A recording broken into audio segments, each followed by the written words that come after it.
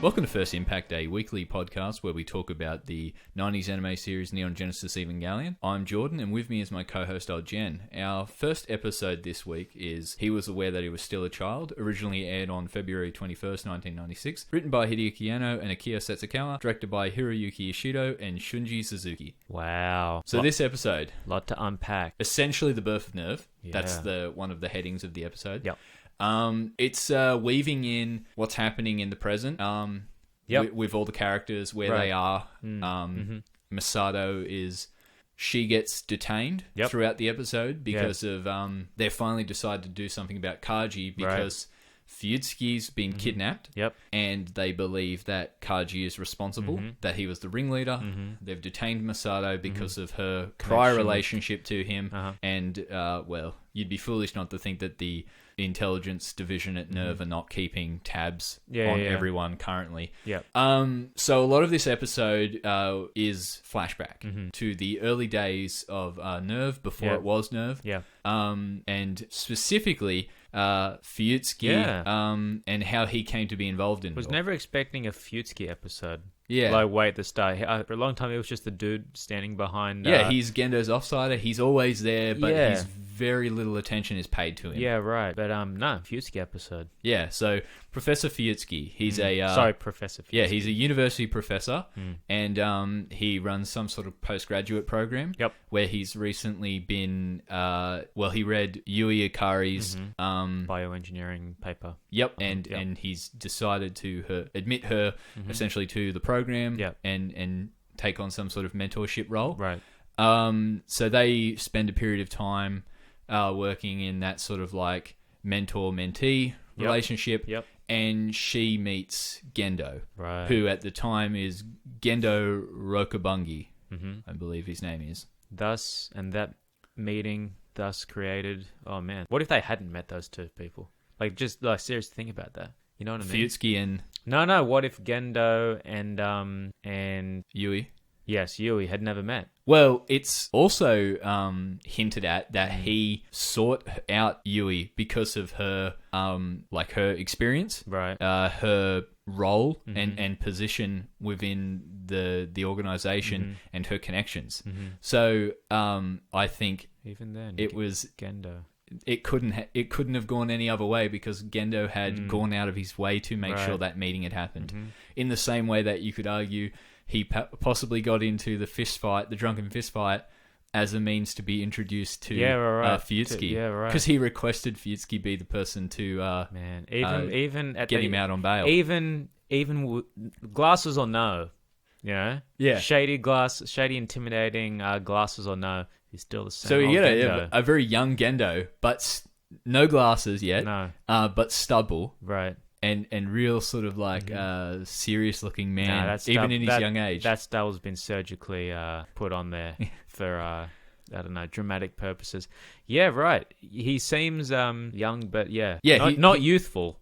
Well, in a way. He's brash. Yeah. The young Gendo. That's true. The young Gendo is brash, but he just seems, I don't know. He seems like in control, like he is in, later life. I would say he's manipulative in a different way. Cold and calculating in his older years, and in his younger, a lot more brash, a lot more openly headstrong. Right, I would say. Yeah, that's true. Much like Shinji's becoming. Parallels. I think so. Yeah. So not long after First Impact happens, Second Impact happens. And we find out that Gendo was involved with the Katsuragi mission to Antarctica. And but he left a day early with all of his research. And there's only one survivor, which is Masato. Yep. And 2 years after the incident, she's refused to speak. Yeah, no speaking. Yeah. Let's talk about, just quickly, she doesn't talk for 2 years. And then, later it's sort of jokingly said, this girl hasn't spoken in 2 years, but now she just blabbers on, almost making up for lost time, Right, yeah, right? Yeah. I would take that a step further. Not only, talking about the oral stage, right? The oral, okay? The oral fixation. Her fixation on alcohol is also to make up for, lost time. Not having spoken for her mouth. Oral hasn't been engaged. She has the oral fixation. Right. Okay, now It's all coming together. link that to Pen. No, that's not. I don't know, but someone could. Pen, who we have not seen for like way too many episodes. He's just gone, written out of the show. But we make jokes. But those dinner times with Pen and Masato, they seem so far away now. Yeah, like, how do they? The days are long gone. Yeah, like Pen is a symbol of a lighter scene. You know, remember when Pen? Remember back in the day when Asuka and Shunji were doing the dance training, and Pen was there being the the choreographer, the conductor. Doesn't that seem like a whole different show in another way now? Like, the tones has so much change. You know, I think we mentioned this early on when Asuka first appeared. Yeah, that for me, the show really seems to be marked by defined transitions. Tides. Let's call them tides. The tides of time. Uh-huh. That they sort of like, you have episodes 1 to 6, which is very like Shinji. He's very reluctant. He's slowly, finding his footing. Who's this mysterious girl, Rei? And then we get to episode 8, and Shinji's found himself somewhat as the pilot. He's had success, and we introduce Asuka, and she's very more direct, forceful character who really pushes him. And introduces all sorts of new sort of experiences for him to wrap his head around. Yeah. And then now we're moving into this like somewhat darker, more introspective. Now, I was about to say, Shinji's had several instances where he's been pulled inside an angel or Unit 1, and he's had to look inwards at the things that drive him, the reasons for why he feels the way he is. Well, that's what this show is going in. It was going out, as in, they were introducing new characters, new events, but then it's sort of stabilized. Everything had been set, and then now lately we've been going inside. Because even this episode, which is looking back, it's also looking at what formed these characters, how these people came to be what they were. Masato is this character who she experienced this horrific thing, and then in her later years, when she finally sort of started to find herself again, she ended up finding herself at Nerve, the organization that her father was involved in the early days of. That the Katsuragi mission was a part of the early Seilei, which Gendo was also had a major involvement in that organization. The Seilei, the committee, the ones speaking to him, and then the Seilei, who were like the disembodied voices that were interrogating Fuyutsuki as the sort of like framing device for this episode. So a lot of this is driven by that sort of like how Fuyutsuki came to meet Yui, and then through Yui meet Gendo, and then how they met each other. And then how he ended up involved in Nerve as someone first who, as a survivor of Second Impact, became a unlicensed doctor trying to help people, and then eventually roped into working in Nerve, where he was first going to be a whistleblower because he found out the truth that the Seilei and the Katsuragi mission were responsible for causing Second Impact. That it sounds like, my understanding of that scene was that they were intentionally trying to stab Adam with the Lance of Longinus. And by doing that, they triggered First Impact. Right. So the Lance of Longinus they found in the Dead Sea? Where did they find the Lance? They used the Dead Sea Scrolls to work out where it was. Right. And then they brought it to Antarctica. And stabbed Adam with it. Yeah, and we're using it in some experiment. Okay. Which caused Adam to awaken. Right. And sprout wings and melt the ice caps. That was right at the start of the episode. Yeah. Yeah, which we see the aftermath, but we didn't know that it was Adam at the time. Yes, right. Knew that it was an angel though. And do you remember... Also, Adam in the sort of... you see a glimpse of the wings, the very glowing white wings. Yep, that's and then you see a little like photo and some video footage of it. Yes. Very evocative of the Evangelion shape, which they do also clarify that Ritsuko's mother, Dr. Akagi, and Gendo tell Fuyutsuki later on in the episode that they're trying to recreate Adam. Yeah, and right. It's Ava, as in Eve, because Eve created from Adam. Oh my goodness, that might be the biggest Da Vinci bullshit of the series. Yes, all the names are coming together. It's all making sense. It's all making literal sense. And that the idea behind the initial Project E was to, in their words, create a new god. Yeah, right. In hopes of, I think in Yui's mind, it's to prevent the prophesized Third Impact from happening. Right. They want to create create their own god that can prevent it. Yeah, that the disastrous final stages. But in creating these Evas to prevent it, are they not maybe causing it, or will potentially? Yeah, it's like it's like a self-fulfilling prophecy. Yeah, maybe. Well, we get confirmation in a way that Yui was absorbed into Unit 1. Yeah, much the same way that Shinji was in the previous episode. Yeah. They bring Shinji.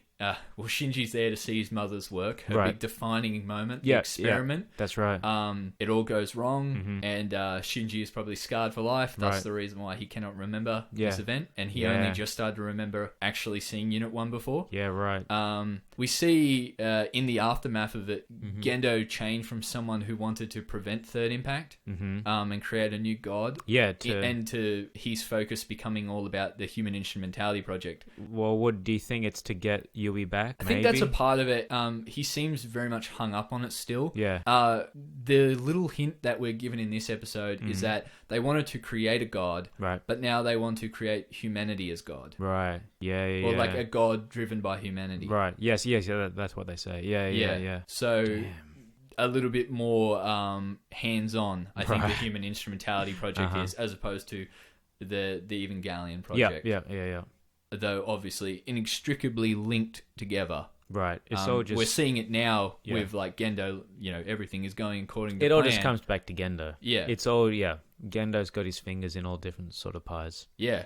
We got that Dr. Kagi and Gendo. So they're having their little tryst on the side, and Dr. Kagi knows that like he hasn't moved on from Yui, and she doesn't care. She's just like, she's down to be involved in it. Right. I'm down to wallow in with whatever bullshit you're going through. Yeah, and like... I'm there to suck it all up. Meanwhile, Ritsuko, who has finally gotten through college and university, and she has now joined Gehern. Yeah. Gehern? Yeah, something like that. Yeah. Gehern.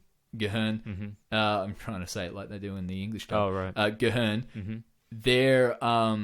that's like the proto-nerve. Yep. Yeah, so she's joined Gehern and witnesses on her first day her mother and Gendo's little romantic tryst. She's like, I guess this is just what happens and she in just the workplace. From the rafters. Weird. But then they interesting that we see the mother and daughter working together. Yeah. Because well, she was there a lot longer than she implied. Yes, that's what I mean. Whenever she's spoken about her mother and carrying on her mother's work, it's always been sort of vague. But no, they actually worked on the project together, And we even closely. see her younger as like a high school student at Nerve when Shinji was probably a toddler. Yeah, right. And she witnessed and saw like a lot of the things going on around Nerve, even from those early days. Right. Also, Ritsuko dyes her hair. Yeah. What do you think about that? Probably like the desire to go out and find like a new identity separate from her mother's. That's right. Maybe when she went out to college. It was interesting. We saw them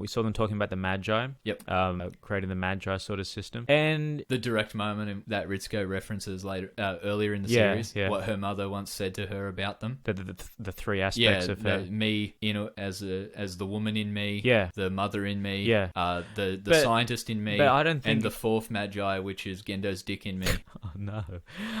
Gendo, from the start, we're talking about him being manipulative and, being the puppet master. He's got, okay, my wife is dead. I'm going to somehow instill her essence into this little girl, Ray, or something to do with that. Also, I had this side thing with this scientist lady. Yeah. What I'm going to do is I'm going to put her in the computer that runs my company, right? Yeah. Somehow, Gendo always gets his way, It's true. Yeah. That whole thing with Ray. He's just surrounded by the women in his life. You're all just, I don't know, man. Ray pops up. Yeah. And introduced as, I'm looking after an acquaintance's daughter. Yes, but all her files and stuff They've all been erased. Yeah, right. And Dr. Akagi who looks up her files and sees Dr. Akagi. Interesting that she did that, right?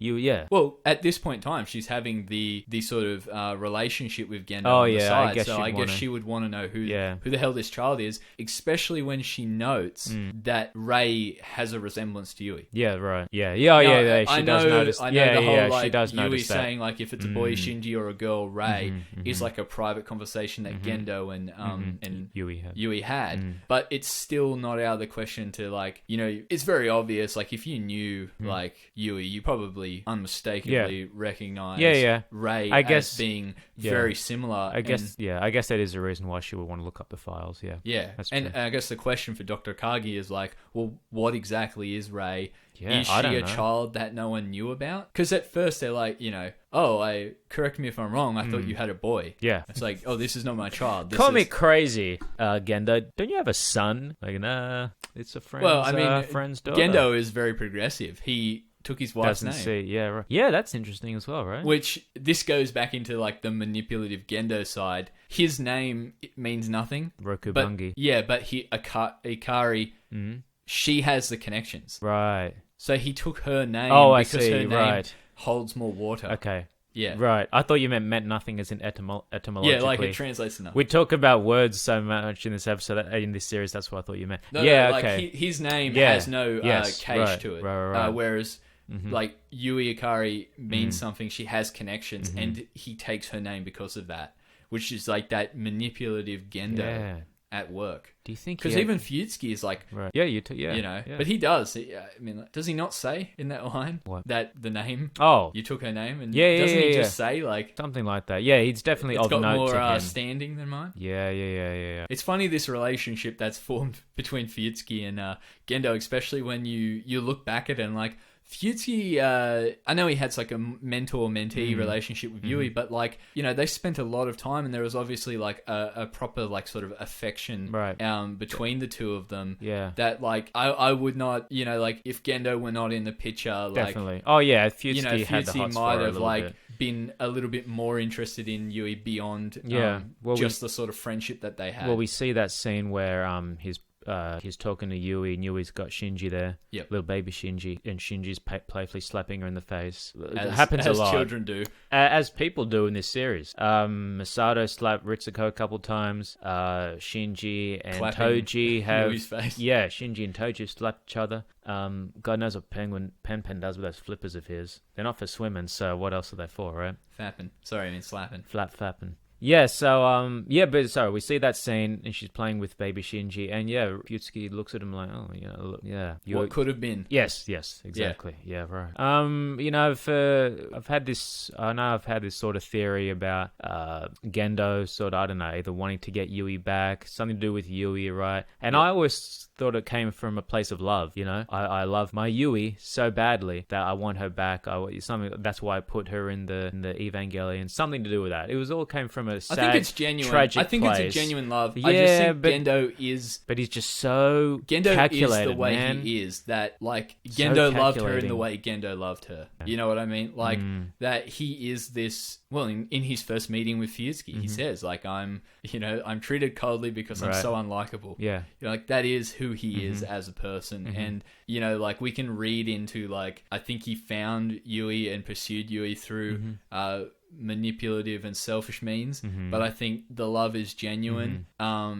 If only because like people don't launch like an entire lifetime of trying to create gods so that you can bring your dead wife back. Right. If there was not a foundation of love there. What do they say about Helen of Troy? The faith that launched 1,000 ships. Yeah. Yui had calves to launch the calves to end Evangelion program. Yeah, right. Wasn't it the very first episode or the second episode where Shinji's first gone to nerve, and he's in the elevator with Ritsuko and Masato, and Masato's like, yeah, he's just like his dad, and that they're both very much unlikable, cute, but like a cold fish. Yeah. Or how non-redeeming they, or how he doesn't say unlikable, irredeemable personalities or whatever. Yeah, all right. So yeah, definitely father and son.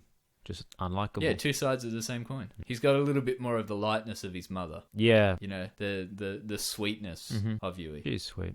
Yeah. She's like a very easily likable character for someone that you have seen in exactly one episode. What do you think she sees in Gendo, or what she saw in Gendo? A brilliant mind. Yeah, I guess. Maybe someone passionate about his work. Someone who's as determined. Yeah, right. A lot of remember she says that they're doing this for Shinji, right? So that Shinji has a future, Right. Because they're like, it's not a hard sell. They're trying to prevent third impact. Is the pitch that everyone's been sold. And it was the thing that Gendo was doing. Like, they were creating a god to stop third impact. Yeah. And it's not until Yui died that focus shifted to human instrumentality. Yeah. Which wasn't a concern of Gendo's until she died. It is interesting how all the Gendo's projects, his urges, are all sort of, the connection between all of them. Wanting Yui back, wanting to prevent, a disaster. But also the reason why you want to prevent the disaster is also to protect your son. And all the whole Ikari family, connections and then connections to the world. And interesting. There's a lot happening in Gendo's mind. It's not one-dimensional. No. It's very much a multifaceted sort of plan. Yep. And motivations that go beyond just enacting out some weird, ambiguous, world-ending plan. Yeah, it's not as simple as I want to save the world, I want to destroy the world, I want power, I want this. It's all it's the most grandiose motivations, but it's also the most personal, like love. I think this is a much-needed, like, sort of look back at some of those characters who are so mysterious to us as like a viewer. We see Fuyutsuki, Gendo, and Ritsuko from these like such outward perspectives. We only see them through the eyes of Masato. We only see them through the eyes of Shinji to sort of get these motivations and understand where these characters are coming from. That like why a man like Fuyutsuki could end up being Gendo's right-hand man. And you sort of see that like, well, he's probably privy to Gendo's plan that this is how we get Yui back. Yeah. And he's someone that clearly cared for her. So why would he not be down for that? I bet Fuyutsuki, that's a good point. I bet Fuyutsuki's motivations are more Yui centered. Yeah. Like they're trying to stop third impact, but then there's like a little bit of a selfish desire to bring back the ones that they've lost in there. Right. And, like this episode really did flesh out those motivations in a meaningful way, I felt. Yeah. And, like in a way, like a huge risk to just do this like entire flashback episode. To do a bit of a pause, on the momentum that's been built now. Yeah. But then in still doing so, like really progressing things forward, like definitive, very like you can make very educated guesses from this episode about the nature of the Evangelion, the nature of Second Impact, and what the Human Instrumentality Project might be. Again, very least, that Rei, her connection to Yui, well and truly confirmed. Yeah. Definitely a connection, but what it is, we don't know. There are definitely still questions, enough for me to still be excited. I think the last thing we should touch on before we move on to the next episode is, so Rei appears in the command center to Dr. Akagi, and what'd you say to me, you old hag? Yeah, calls her an old hag and says that that's what Gendo calls her behind her back, and that she's so pushy and that she's annoying, right? And he doesn't need her. No, and that drives Dr. Akagi to like breaking point. Yeah. She strangles Rei. Yeah, that did happen. In guilt, throws herself off the the platform, blood splatter, and kills herself. Or that's what we're led to believe. Well, yeah, but how could it be? Because we know that Rei's alive. Well, you could strangle someone to the point where they pass out and you think they're dead. She's dealing with sounds like a Saturday night to Pen. Good Lord. Auto, whatever. Our second episode this week is Don't Be, originally aired on February 28th, 1996, written by Hideaki Anno and Hiroshi Yamaguchi, directed by Akira Takamura and Kazuya Tsurumaki. This episode sort of follows on from Kaji's death at the end of last episode, and we have a brief scene on the deck of the aircraft carrier before they arrive in Japan, where we sort of find out that Asuka knows Masato from Masato was in Germany. Yep. And we do get a few more lines over the course of the episode that reference Masato's time at the German branch. Yeah. So Kaji, Asuka, same old. They're laying on a rug, looking up at the moon on the ship. Kaji seems pretty like away, mentally, like his thoughts are elsewhere. And Asuka is talking about all manner of stuff, and she tries to put the moves on him again. And you're a child, and from that we segue into sort of Asuka's, I guess, her primary insecurities, and that she's grown up. Yeah, but she's not grown up. Yeah, that she's a grown up, and that she can look after herself and she doesn't need anyone. And we start getting a look back at why she is like that. Yeah. How these things came to be defining aspects of her personality. So her mum, what was the accident that really, the experiment that affected her mum? So I think the implication is that her mother was involved in the German branch's version of Yui's experiment. Yeah, right. But she wasn't absorbed into Unit 2. No, she just got contaminated. Contaminated mentally. And then now has that doll, thinks that the doll is interesting. That big girl will eat your food, otherwise that big girl will get you. Yeah, right. Yeah. Or she'll laugh at you. Oh, she'll laugh at you. Yeah, don't be pick with your food or that big girl will laugh at you. Yeah. Which is interesting. Kids don't really do that, right? Kids can be cruel. Yeah, but what a weird way to... Oh, you don't like broccoli? I don't know. It seems more likely, oh, you don't like broccoli? Then force feed them broccoli. I don't know. I'm not up to date with, like, the teasing meta. But yeah, okay. Interesting. Yeah, dolls, Evangelion, like, there's, like, units. There's interesting parallels there. Yeah, a lot Ray being a doll-esque. I think that's it, really, this episode puts into perspective a lot of Asuka's, like, how she can hate Ray. Yeah. So, with such vitriol, and it is because of like that comparison and that like how she's evocative of this doll from her past that her mother treated like the daughter, and completely severed her from that relationship. And then you've got Ray, who is this like Gendo's doll. Yeah, does whatever she's told. Is very sort of like vague when speaking to her. She doesn't seem to be present. It's clever by the writers because we've seen this dynamic between Asuka and Ray, this, you know, Asuka not really liking her or, you know, sort of clashing with her, and we've always thought that, or I did at least, that it was just Asuka loving being a pilot, her putting so much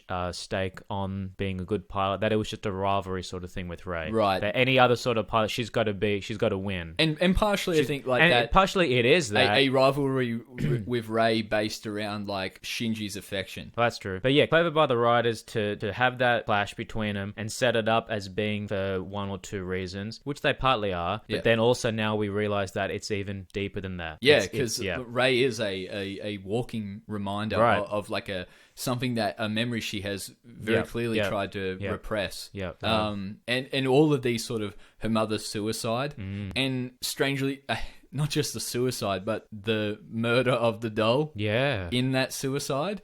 So she tried to kill herself and her daughter, and in a very twisted way, fortunately she viewed the doll as Asuka. Luckily otherwise Asuka probably wouldn't be there. And we find out that Asuka was also raised in with adoptive parents who she has a fake relationship with. Yeah, because she gets a call from Germany from her. Yeah, and she's very warm and loving on the surface, but she reveals to Shinji that she never really got along with her, and that it's basically a facade, that she considers herself someone who doesn't need like parental figures, and she doesn't need family or connection.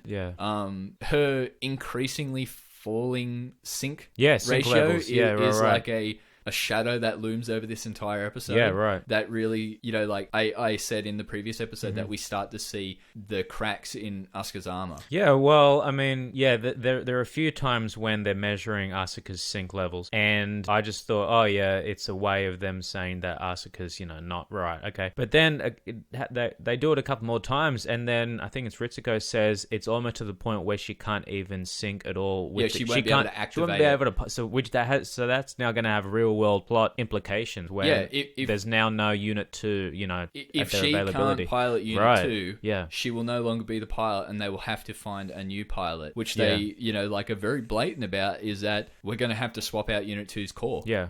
Also, and now we're starting to get an idea of like what that whole business with the core is. Because we know that Unit 1's core has the essence of Yui inside it.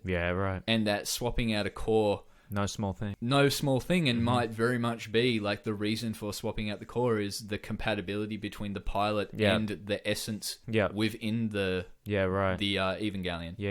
Also, if Asuka can't pilot a unit anymore, like, we know what a big thing that is to Asuka. Her entire like her personality and like the thing that she fosters her ego in is being a pilot. And, you know, like the falling sync ratio, just like adding to it the fact that like Shinji was the one who... Invincible Shinji. Yeah, like he came to the rescue. You know, like this feeling that she lost to him, and that it's a competition. You know, like these are all the like stacking elements of like all of it feeding into her ever decreasing sync ratio. And Masato's like, I guess her attempt at like, she's just on a period. That's why it's failing. And Ritsuko's like, that actually has nothing to do with sync ratio. But you know, like an attempt was made by Masato to defend Asuka so that she's not kicked out of being the pilot. So Asuka's gone through all this stuff and she's in such a bad place. And that's even with her not knowing about Kaji. Imagine when that drops. Expectantly, she's waiting for Kaji's phone call, and the phone rings at the start, and she's like, "Oh, that's probably just Kaji calling for you." So even with that Kaji relationship, she's in a very like downward, you know, depressed state about it because I think she feels that Kaji has left her. Right, and she's like, "Oh, it's okay, he's just dead." Yeah, she does try to call him several times, and his phone's disconnected. She sees Rei and Shinji chatting on the train platform. Yeah, right. Shinji's pretty upbeat in this episode. He is. He seems pretty well adjusted again. He's had a bit of a roller coaster these past like maybe 5 episodes. Nothing that a good being quantumly decoupled and then re-put back together won't fix. Well, you know, I say the best therapy sessions are the ones where you get absorbed into a giant monster. You have often said that. It's true. And are confronted by the ghost of your mother.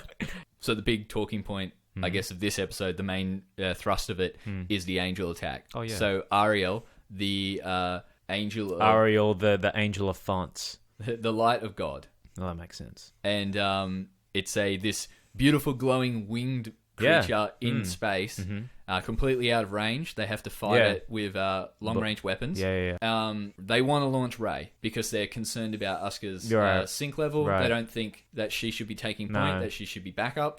But Asuka decides to launch regardless. We said, it's sort of odd that the pilots are able to launch themselves. Nerve should be restrictive of. I don't think the pilot should have voice command unless it's an emergency. That's what, you got to have some way of doing it because, what if all the technicians in Nerve are somehow incapacitated? You got to be able to launch it. But it's also like you're dealing with pilots who are 14 and they are very temperamental and impulsive. So Ariel, the light of God, fittingly has a beam weapon, which is a holy ray of light that accompanied with its own music. Yes, so it's like the chorus, Hallelujah chorus. Notice how, as I said to you, the psychological attack is symbolized by a Western, a European music. Yeah, right. Interesting. So this attack is mainly a mental probe. Right. So it's straight away Asuka senses that it's like trying to penetrate her mind. Yeah. And it is like she's screaming. It's obviously a very confronting and she knows it's happening. Process. She knows she's it's happening. Begging for it not to happen. Yep. And it starts sort of peeling away the layers of her childhood trauma. Yep. Making her relive it. Yep. Yeah, she relives a lot of that through some sort of surreal recreations. We see the mother killing herself. We see the doll. Her fears of being left behind by Kaji. Kaji with Masato. Right. Kaji with Shinji. Yep. We see her view of herself and her self-loathing. That repeating... the different aspect. Like introduction of herself. The chance. Oh, God. From episode 8, the Antabaka, and we have all of this repeating, and then each loop punctuated by her saying, "This isn't me." And it keeps looping and looping and looping until we sort of have that mental break, and the whole time, Asuka is like begging for it to not go any deeper. I wonder though if this isn't gonna be, I don't know about a good thing for her, but she, like we've said before, what you just described, a process very similar to what Shinji's gone through in the Dirac Sea, just reliving yourself. I just feel like this Shinji, in both of his experiences, the one being consumed by Laliel, and the second time being absorbed by Unit 1. Yeah. He had his mother in both of those situations as this sort of like guiding light. Yeah, okay. True. And they were quite mellow, introspective moments. Yeah. Outside of a few this sort was of an like... attack. Yeah, this was an attack. It was a defilement, which she says as much. That she has been defiled. That she's been violated. And interesting comparison, yeah. Also concerns that, like, how can Kaji ever love her now that she has been defiled? Like, these concerns about the level of which her mind has been violated by the angel. Right. And so you don't think she'll bounce back from this as much as Shinji has? I think the trauma is different. It's like trauma for no good reason. Well, it'd be interesting to see, because Shinji's obviously probably learnt from his experiences, or at least gotten something out of them. Right. A lot of the staff, the nerve personnel, are like concerned that, like, is the angel trying to understand human consciousness? Interesting, the last two angel attacks, because the one previous to this, what was the name again? Zerial. Probably the most like superpowered physically angel, powerful. We talked about the quad cross attack, right? The explosions, the fettuccine arms. Real heavy hitter, this one. Then the one immediately after, cerebral, psychological. Yep, a complete violation of the mind. Yeah. No damage done to to either Unit 1, 2, or to the city or 0. No, it's just... Well, the city was damaged. Well, the city, but Asuka... Because Asuka, accidentally opened fire in the middle of the attack. Complete psycho Good thing that gun didn't have much ammo. Yeah, right. Even though it took out like half a dozen buildings. Yeah. A lot of just confronting sort of... like introspection of Asuka. Right. That ending scene where Shinji's like, I'm glad you're okay. Yep. And she's like, you're fucking saved by Rei. Yeah, she's still hung up on that, yeah. Like her personality is like so hinged on that pride. And I guess that's the thing, like Shinji's gone through a couple of these introspective trips so far, but he's sort of a naturally sort of insular type guy anyway. But yeah, Asuka's big, she's brash, doesn't seem like the contemplative type. So to have all this sort of thrown at her, you're right. I don't think she's gonna... The oral stage and sort of like riffing on that, Asuka's like the sort of flip side of... If Shinji's like this character who is yearning for connection, right, she's wanting to push back. She's very much like someone who desperately needs connection, but is of the inverse, where she wants to push away, as you were saying. Yeah, you're right. I don't have high even hopes for in this that girl. Attack where she's like, she mentions Shinji and she's like, why won't you hold me?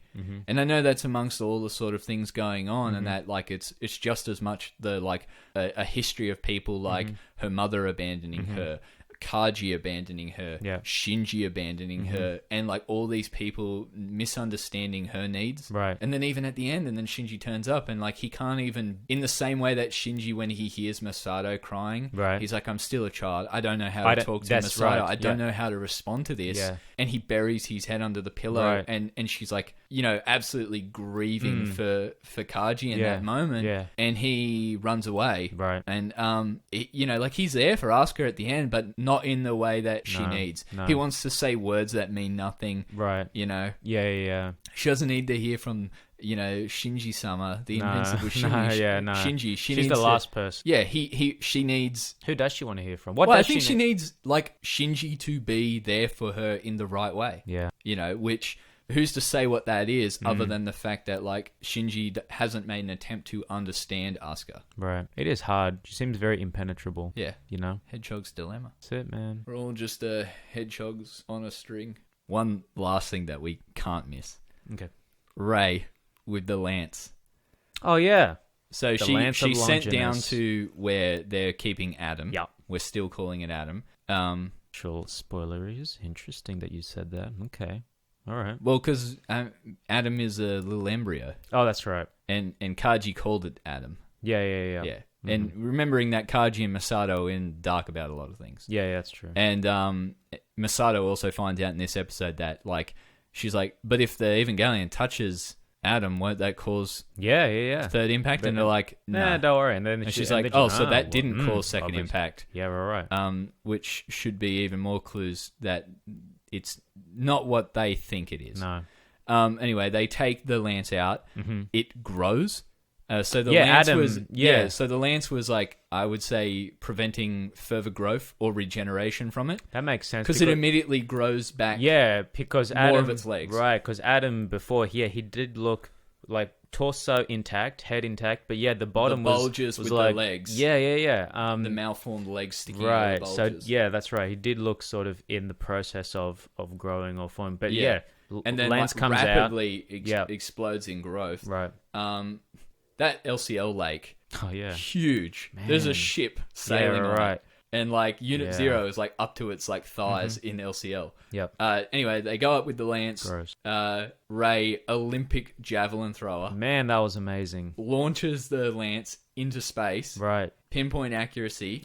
Straight through the AT field. Yeah, diddle. Mm-hmm. Some very slick animation. Yeah. So the lance as it hits Ariel, like it all sort of like it like blows out and spins and like just dissipates into energy. Yeah. The lance is now just like in space, just floating around lunar orbit. Some kid in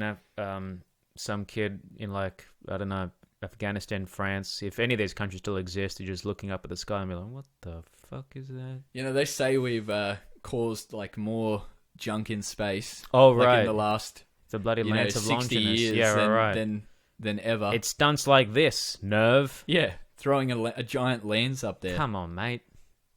All right, but Lance of Longinus floating around. And then, Angel is just dead. Wiped off easy. Out of existence. Done. But Asuka, I definitely agree with you. I think her experience, her mind trip is going to be... Yeah, it's going to have a different effect than Shinji's had on him. Because, Asuka has no one. Yeah, and she's actively pushing everyone away. That's what, As of this episode, she's like, she hates everyone. Right. She's sickened and disgusted by, like, the connection that they all have, you know? Like, we finally get that scene where they're all back together at the dinner table. And Pen-Pen's just watching as... Pen is like the audience surrogate. It's like, it's not the same. It's not even worth getting drunk. Pure awkwardness. Yeah, he just leaves. Very standoffish. Right. All right. We'll see. With that, I think that'll just about do us for this episode. I'm Jordan, and you can find me on Twitter at It's Got Stealth. Old Jen, as always. Call me the Lance of Longinus, dude. I'm just floating out there in space. Thanks for listening.